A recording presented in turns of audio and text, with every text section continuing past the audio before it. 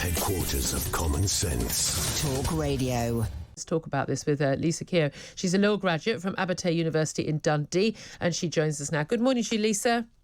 Morning, how are you? Very well indeed. Well, of course, you came to lots of people's attention when you faced disciplinary action after saying during a very reasonable discussion at your university on transgender issues in an online seminar that women were women because they were born with female genitals. I mean, not something that was particularly controversial until a couple of years ago, but there we are. We do have both a Labour leader and a Tory leader who apparently find it impossible to even confirm that only women have cervixes. So we are in strange times. Tell us first of all what this new gender recognition reform bill will do, and then what it is that JK Rowling is concerned about.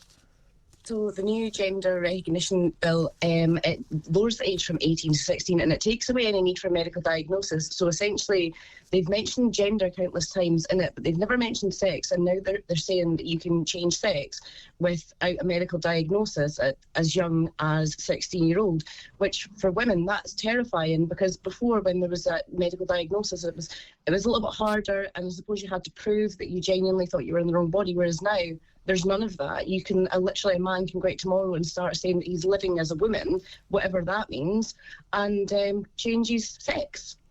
Yeah, I mean, this is the thing.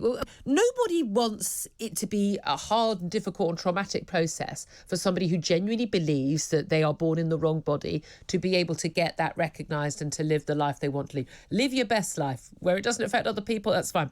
However, the idea that someone, without seeing a doctor, no medical intervention, no drugs, no surgery, no nothing, can just say, I'm a man or I'm a woman when they're not biologically born there, that does have implications. Now, less so for women who say they believe they are men, but more so when you have men who say they're women. And for me, the issue is, again, it's never an anti-trans issue. Far from it.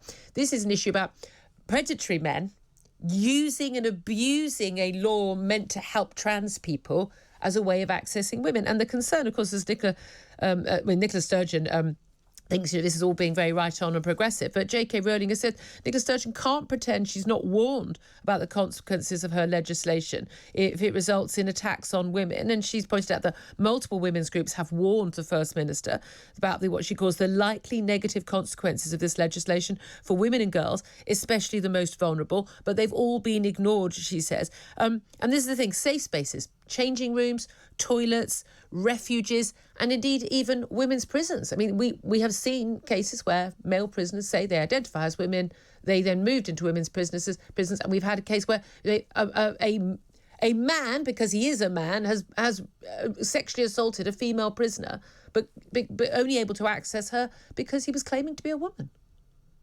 I was doing a little bit of reading actually on the prison situation, and you've got men who literally just say, I just said I was a woman to get into the women's estate, and when they leave prison they just go back to living as men. Yeah. And obviously a lot of female prisoners have been victims of male violence or male sexual abuse, so to have to share a cell with somebody you've got no escape, that must be absolutely terrifying for these vulnerable women. Well, I mean, exactly. I mean, even when we do dorms, I mean, school trips or if people going on a holiday, they you tend to separate the boys and the girls, and you do so for a good reason. It makes everyone feel more comfortable. I mean, even the toilet facilities. And again, I don't know any men who want to use women's toilet facilities. This is the thing. I mean, JK Rowling even mentioned what she said sarcastically was a parody that a trans woman, a biological man, was recently convicted of sexually assaulting a 10-year-old girl in a supermarket bathroom, just a very short journey away from the Scottish Parliament. People talk about this as a theoretical threat to women. It's not a theoretical threat. It's a very real threat. It's a real threat. But why do you think that this issue has become such a difficult, thorny issue where we constantly talk, and it's International Women's Day, constantly talk about women being vulnerable victims, constantly. This is how we're talking about. Except when it is a biological male who says he's a woman, and then suddenly when women are the baddies and are not victims and are not vulnerable. It seems very bizarre to me. I think it's all about trying to be kind and being inclusive, whereas I am not at the stage where I want to be kind. I want to be fair. I want to be fair to men. I want to be fair to women. And I think everyone's so scared of offending. It's almost like virtue signalling. So we have to pretend that these trans women are sensitive little souls and we can't say anything that might hurt them because I don't know what will happen. But do you know what? I actually have a friend who is trans, a trans woman, and she said to me, I don't stand as a woman, I stand with women. Yes. So she's not offended by any of this. She's the first person to say, I'm a man, I'm a biological man.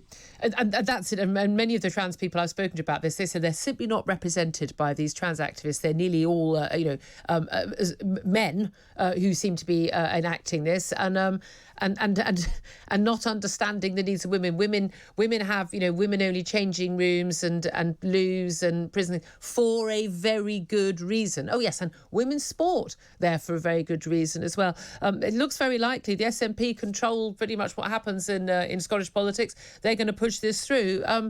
And yet again, no doubt, JK Rowling will be met with abuse, threats of rape and murder and the like, once again for standing up for women's rights.